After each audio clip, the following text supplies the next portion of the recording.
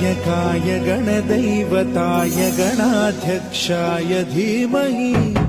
गुणशरीराय गुणमण्डिताय गुणेशानाय धीमहि